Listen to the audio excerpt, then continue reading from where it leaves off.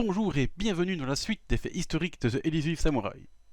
Dans la première vidéo, j'établissais rapidement le contexte historique permettant d'un peu mieux comprendre quelle était la situation du Japon avant le début du manga, ainsi qu'une explication des événements importants s'étant passés un siècle auparavant pour comprendre pourquoi Tokiyuki devait un jour régner sur le Japon. Pour cette vidéo-ci, je vais évoquer la révolution Naka-Sendai qui a engagé Tokiyuki et ses alliés contre l'empereur Go-Daigo et la restauration de Kenmu, qui est donc le nom de la période qui a succédé à celle dite de Kamakura. Donc, comme je l'ai dit dans la précédente vidéo, il n'y a pas à ma connaissance de source expliquant ce qu'a fait Tokiyuki et ses alliés de Suwa pendant les 2 ans entre la chute de Kamakura et le début de la rébellion Naka-Sendai. Donc toute cette partie du manga est une invention de Yusai Matsui, mais avec l'introduction de personnages existants comme Ogasawara Sadamune, le gouverneur de la province de Shimano, aux yeux très proéminents. Donc il a inventé tout ce qui se passe un peu pour construire le manga, mais c'est basé quand même sur des personnages historiques, en tout cas la plupart. Et donc voilà, ça c'est bien quand même de faire sa petite popote avec des personnages quand même historiques. Mais du coup, le seul fait historique que j'ai vraiment retrouvé, c'est la dernière bataille en Shinano, que l'on voit dans le tome 8. Historiquement, elle est appelée bataille d'Aonuma, qui se situe actuellement dans la ville de Shikuma, au sud-ouest de Nagano. Et le déroulé est assez similaire au manga. Les clans Oshina et Shinomiya, qui donc existent vraiment aussi, combattent le clan Ishikawa. Les clans Oshina et Shinomiya sont mis en déroute, mais pendant ce temps-là, le clan Suwa et Shigeno, dont descendent les 3 clans généraux de Suwa, donc le clan Uno, le clan Mochizuki et le clan Nezu, connus dans le manga comme les 3 généraux de Suwa, à la solde de Yorishige. Eux, ils attaquent la forteresse du Liga Kiyohara, qui se trouve lui plus au nord, dans l'actuelle ville de Matsumoto, d'ailleurs près du château, bon, qui n'existait pas encore à l'époque, mais pour vous situer un peu l'endroit, c'est près du château de Matsumoto. La défaite du Liga Kiyohara est bien véridique, mais la cause de sa mort diffère. De ce que j'ai lu, il aurait été poussé au suicide. Il n'est donc pas mort décapité par Oshina après une cascade incroyable de sa part et de Tokiyuki avant lui. C'était très badass, mais forcément, ça vous en doutez, ça n'est pas arrivé. Mais c'était quand même très cool. Donc là, encore une fois, Yusei Matsui donne une mort un peu plus spectaculaire à un ennemi, même si cela dit, j'ai l'impression que le Kiyohara du manga a bien plus souffert que le véritable Lega à cause de cette flèche empoisonnée décochée par Tokiyuki. Donc pas sûr que sa mort soit vraiment plus enviable. Donc, une fois Sadamune vaincu et Kiyohara mort, les armées Hojo quittent Shinano dans l'espoir d'atteindre Kamakura et de reprendre la ville. Donc ici, pour le véritable début de la rébellion Naka-Sendai, j'aimerais aussi faire un parallèle avec la campagne de Nita Yoshisada, celui qui a toujours le point d'exclamation autour de sa tête dans le manga, c'est toujours très drôle, qui est donc lui aussi parti conquérir Kamakura en 1333, car 2 ans plus tard, Tokiyuki et ses alliés prendront le même chemin, ou presque, car évidemment ils ne partent pas du même endroit, et ce ne sera pas exactement les mêmes batailles, mais ça restera quand même sur le même endroit. Mais tout d'abord, pourquoi Naka-Sendai? On se pourrait demander quel est ce nom. Et en fait, c'est tout simple, la rébellion de Tokiyuki est appelée ainsi, car les kanji Naka-Sendai veulent littéralement dire prédécesseur intermédiaire. Bon, j'ai demandé à Google Trad, donc si c'est pas tout à fait juste, vous m'en excuserez, mais j'ai trouvé l'explication un peu ailleurs dans d'autres sources, donc ça a l'air tout à fait correct. Et donc, ce prédécesseur intermédiaire colle parfaitement avec cette rébellion, car elle fait bien l'intermédiaire, même le lien entre le règne des Hojo du shogunat de Kamakura et le règne suivant, dont je tairai le nom pour ne rien gâcher du récit du manga. Ce serait dommage de vous gâcher tout le manga avec des récits historiques, donc je ferai attention. Revenons donc alors à la conquête de Kamakura. Tout d'abord, pourquoi Nita Yoshisada s'est-il rebellé contre le shogunat? Parce qu'à la base, le clan était quand même fidèle au Hojo, entre guillemets. Ça, il s'est jamais rebellé, donc on se demande pourquoi d'un coup il se retourne. Est-ce que c'est un peu d'opportunisme ou pas? Je pense qu'il y a un peu des deux, mais surtout, ce que j'ai lu, même si, comme bon nombre d'événements reculés dans le temps, il n'y a pas d'explication précise ou affirmée, on peut être sûr et certain que c'est ça qui s'est passé, mais plutôt des théories, forcément.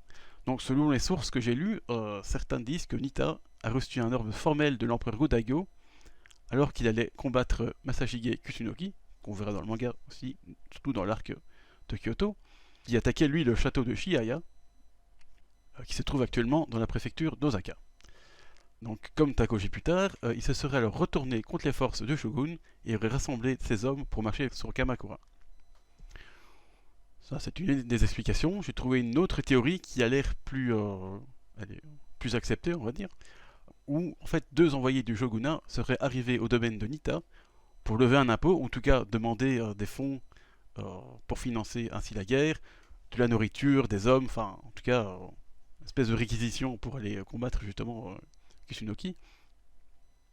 Mais apparemment la demande était tellement élevée que Nika aurait refusé et fait tuer les envoyés. Forcément, suite à cela, le shogunat n'a pas beaucoup apprécié cet acte de défiance et a considéré envoyer une troupe de soldats pour forcer la main de Nita. Ce dernier décida alors de rassembler quelques 150 cavaliers et de marcher sur Kamakura. Vous allez me dire, 150 cavaliers, c'est pas beaucoup. Mais j'ai lu qu'apparemment les chiffres divergeaient un peu et apparemment beaucoup de sources disent qu'il ne faut pas trop y mettre beaucoup de crédibilité, mais en tout cas c'est un nombre assez restreint. Bon, la suite de sa campagne est plus connue.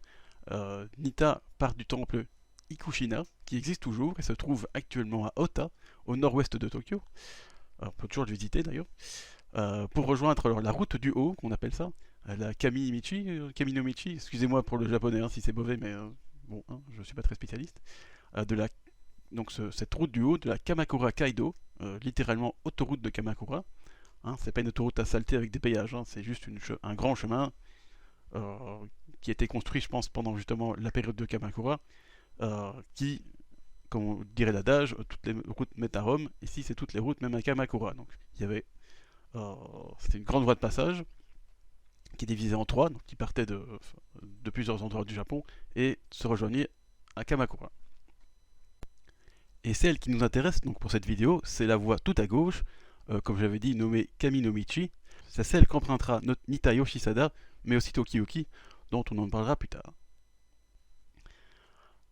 Donc comme je disais, 650 cavaliers semble peu pour conquérir la capitale du shogunat.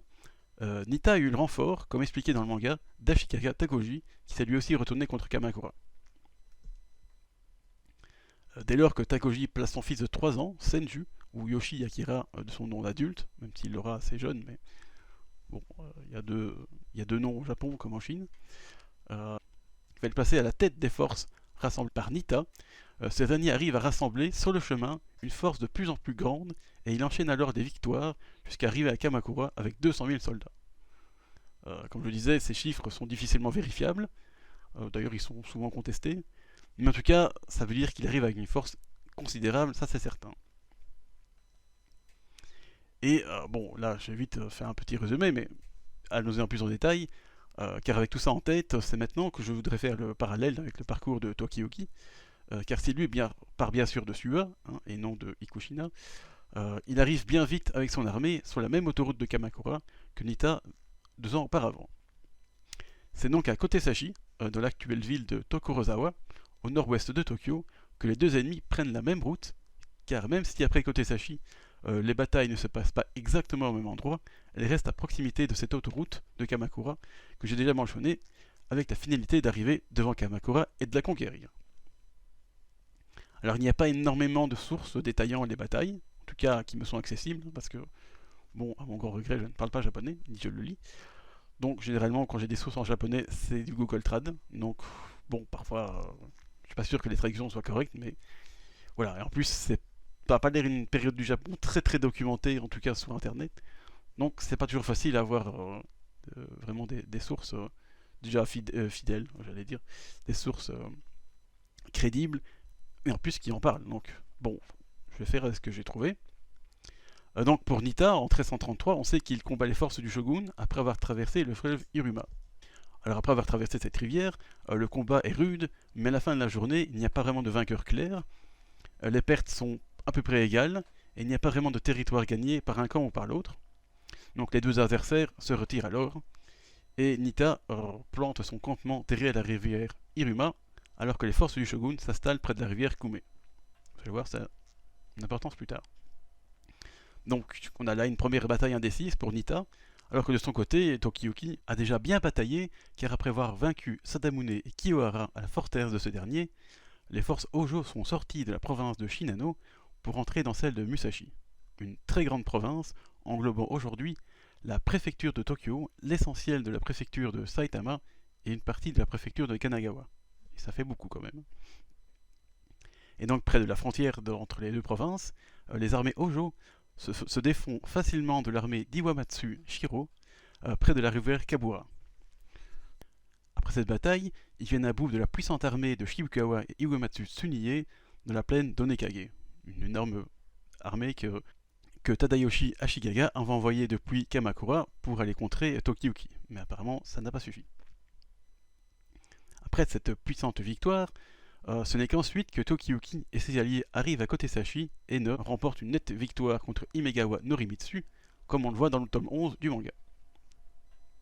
Bien sûr, je doute qu'en vrai les deux armées se soient combattues à travers une sorte de grand prix médiéval de Formule 1, comme l'a imaginé Yusei Matsui, mais c'était amusant à lire et bon, ça comble un peu le vide, parce qu'on ne sait pas spécialement ce qui s'est passé dans cette bataille, donc voilà, Yusei Matsui s'est décidé à nous faire un grand prix médiéval, c'était très rigolo, un peu spécial parfois, mais voilà. Donc c'est bien de combler les blancs par un truc à lui, ce qui aussi donne un peu la patte de Yusei Matsui dans ce manga.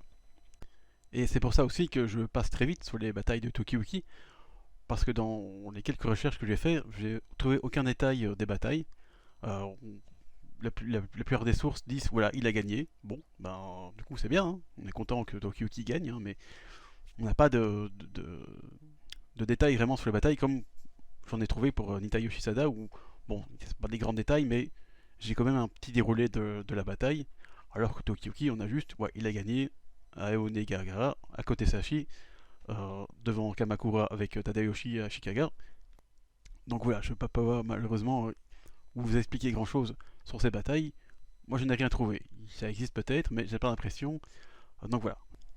Et donc pour Nita Yoshisada, la victoire viendra à la bataille de Kumegawa, donc la rivière Kume dont j'avais parlé plus tôt, où Nita organise une attaque surprise contre les forces du shogun, mais le général ennemi, Sadakune Sakurada, du clan Hojo, s'y attendait, donc l'effet de surprise était raté, ce qui n'empêcha pas Nita de tout de même remporter la victoire, car il put contrer efficacement la technique d'encerclement de Sadakune en installant son camp en hauteur. Avec une vue parfaite sur le champ de bataille, il put réagir vite et éviter l'encerclement, mais aussi contre-attaquer efficacement pour atteindre le campement de Sadakune et le vaincre. Encore une fois, ça c'est des sources que j'ai lues, alors, elles ne sont pas toutes d'accord, mais apparemment c'est celle qui est la plus répandue, donc c'est celle que j'expose. Donc ce Sadakune alors se replie alors vers Bubai Gawara pour rejoindre Hojo Yasuie, l'oncle de Tokiyuki, au front très honnête dans le manga. Encore un gag manga, enfin un running gag plutôt comique. Hein. Et donc ce lieu, Bubai Gawara, deviendra donc la bataille de Bubai Gawara, car bien sûr, lancé dans une série de victoires, Nita pourchassa Sadakune et le combattit ainsi que Yasue au lieu dit de Bubai Gawara, qui se trouve actuellement dans la ville de Fushu, à l'ouest de Tokyo, et maintenant plus qu'à 50 km de Kamakura. Cependant, malgré cet élan de victoire, ça se passe d'abord très mal pour Nita, car à Bubai Gawara, les forces du shogun sont largement supérieures à Nita, car ils ont reçu des renforts parce que bon, le shogunat à Kamakura a quand même vu que Nita commençait à gagner, et ça les a un peu inquiétés, donc ils ont envoyé des renforts. C'est pour ça que Hojo Yasue est présent, mais un renfort, j'ai vu 100 000 soldats. Bon, encore une fois, c'est des chiffres invérifiables, mais ça donne une idée que c'est des renforts très importants, quoi. Et donc, avec ces renforts importants, Nita est d'abord vaincu après une journée de bataille. Il fuit alors, et heureusement pour lui, les forces du shogun ne le poursuivent pas, ce qui lui a probablement sauvé la vie. C'était une grosse erreur des forces du shogun, d'ailleurs. On peut se demander alors comment cette défaite écrasante s'est terminée en victoire décisive. Eh bien, Nita eut un miracle très important. Yoshikatsu Miura, du clan Miura, longtemps allié au clan Hojo, trahit ce dernier et rejoint Nita Yoshisada. Ce n'est pas confirmé, mais j'ai lu que cette trahison aurait été secrète et que Nita aurait utilisait des ninjas pour répandre des rumeurs comme quoi le clan Miura était bien encore fidèle au clan Hojo. Et du coup, les forces du shogun n'y ont vu que du feu, n'ont pas vu que le clan Miura se déplaçait sur la gauche pour encercler les forces du shogun. Donc, les forces du shogun ont fumé par ce qu'on appellerait aujourd'hui les fake news, et donc très confiants, et furent pris au dépourvu quand Nita et Miura les attaquèrent. Des deux côtés, c'est la technique de la pince. Donc les armées shogunales fuirent alors vers Sekido, dans l'actuelle ville de Tama, au sud de Buba-Igawara, où ils étaient, donc c'est vraiment pas très loin en plus, et donc c'est toujours à l'ouest de Tokyo. Il y eut donc encore une bataille à Sekido, dont je n'ai pas trouvé de détails, donc seule une source déclare que Nita aurait encore attaqué par surprise très tôt le matin, et que cette fois-ci, cela aurait réussi. Surtout que là, Nita avait des forces supérieures en nombre, dû à la précédente défaite des forces de Shogun. Donc, ce qui a dû forcément jouer en sa faveur, cette fois-ci, il avait le nombre pour lui. Les soldats du shogunat de Hojo Yasue sont donc mis en déroute et fuient alors vers Kamakura, où Nita Yoshizada va bien vite les retrouver, car après un jour de repos à Sekido, le général rebelle reprend le chemin de la conquête vers la capitale du pouvoir du clan Hojo. Du côté de Tokiyuki, en 1335, pas de défaite transformée en victoire, car avec ses armées, après Kotesashi, il rencontre le maître de Kamakura, Ashikaga Tadayoshi, à Itesawa, dans l'actuelle ville de Machida, qui est à peine à 13 km au sud de Sekido. Donc une fois de plus, même si les deux campagnes de conquête n'ont pas les mêmes batailles, ça reste assez proche géographiquement, et ça reste toujours, comme je disais, sur l'autoroute de Kamakura, donc la Kamakura Kaido. Là aussi, je n'ai pas trouvé de détails historiques, autre que le fait que ce soit les armées Hojo qui ont remporté la victoire, et comme pour Nita à Sekido, cette victoire leur ouvre la voie pour la prise de Kamakura. Mais c'est donc ici que je vais m'arrêter pour cette vidéo. La conquête de Kamakura, autant pour Nita Yoshizada qu'Hojo Tokiyuki, sera pour la prochaine fois. Au revoir.